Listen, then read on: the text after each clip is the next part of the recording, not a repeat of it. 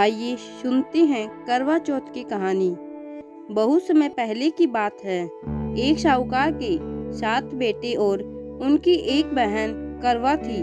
सभी सातों भाई अपनी बहन से बहुत प्यार करते थे, यहाँ तक कि वे पहले उसे खाना खिलाते और बाद में स्वयं खाना खाते थे। एक बार उनकी बहन ससुराल से मायके आई हुई थी, तो शाम को भाई जब अपना अपना व्यापार और व्यवसाय बंद कर घर आए तो देखा उनकी बहन बहुत व्याकुल थी। सभी भाई खाना खाने बैठे और अपनी बहन से भी खाने का आग्रह करने लगे, लेकिन बहन ने बताया कि आज उसका करवा चौथ का निर्जल व्रत है और वह खाना सिर्फ चंद्रमा को देखकर उसे अर्घ्य देकर ही खा सकती है। क्योंकि चंद्रमा अभी तक नहीं निकला है, इसलिए वह भूख प्यास से व्याकुल हो उठी है। सबसे छोटे भाई को अपनी बहन की हालत देखी नहीं जाती और वह दूर पेड़ के एक दीपक जलाकर चलने की ओट में रख देता है। दूर से देखने पर वह ऐसा प्रतीत होता है कि जैसे चतुर्थी का चांद उदित हो रहा हो।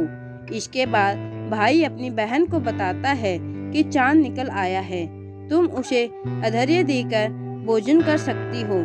बहन खुशी के मारे सीढ़ियों पर चढ़कर चांद को देखती है, उसे अर्घ्य देकर खाना खाने बैठ जाती है। वह पहला टुकड़ा मुंह में डालती है तो उसे छींक आ जाती है, दूसरा टुकड़ा डालती है तो उसमें बाल निकल आता है और जैसे ही तीसरा टुकड़ा मुंह में डालने की कोशिश करती है तो उसके पति की मृत्यु का समाचार उसे मिलता है। वह बौखला जाती है। उसकी भाभी उसे सच्चाई से अवगत कराती है कि उसके साथ ऐसा क्यों हुआ। करवा चौथ का व्रत गलत तरीके से टूटने के कारण देवता उससे नाराज हो गए हैं और उन्होंने ऐसा किया है। सच्चाई जानने के बाद करवा निश्चय करती है कि वह अपने पति का अंतिम संस्कार नहीं होने देगी और अपने सतीत्व से उन्हें पुनर्जीवन दिलाकर रहेगी। वह पूरे 1 साल तक अपने पति के शव के पास बैठी रहती है, उसकी देखभाल करती है। उसके ऊपर उगने वाली सुई नुमा घास को वह एकत्रित करती जाती है। 1 साल बाद फिर करवा चौथ का दिन आता है। उसकी भाभी करवा चौथ के व्रत रखती है। जब भाभियाँ उससे आशीर्वाद लेने आती है तो वह प्रत्येक भाभी से यम सुई ले लो, पिए सुई दे दो, मुझे भी अपने जैसी सुहागिन बना दो, ऐसा आग्रह करती है। लेकिन हर बार भाभी उसे अगली भाभी से आग्रह करने का कह चली जाती है। इस प्रकार जब 6ठे नंबर की भाभी आती है तो करवा उससे भी यही बात दोहराती है।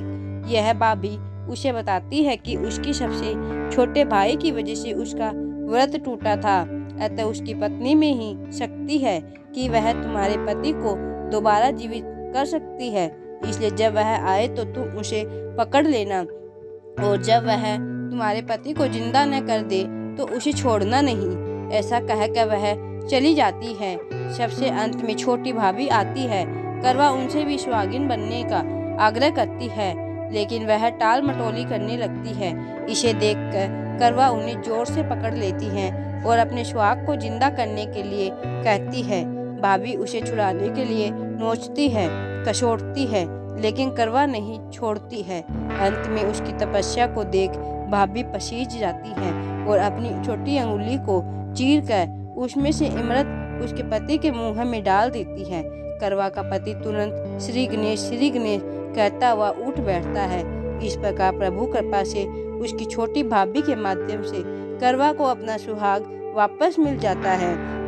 हे श्री गणेश माँ गौरी, जिस प्रकार करवा को चिर सुहागन का वरदान मिला वैसा ही सब सुहागिनों को मिले। इसके बाद गणेश जी की कहानी अवश्य सुनी। तो दोस्तों, वीडियो पसंद आए तो लाइक शेयर एंड सब्सक्राइब जरूर करें एंड कमेंट में जय करवा चौथ माता की अवश्य लिखें।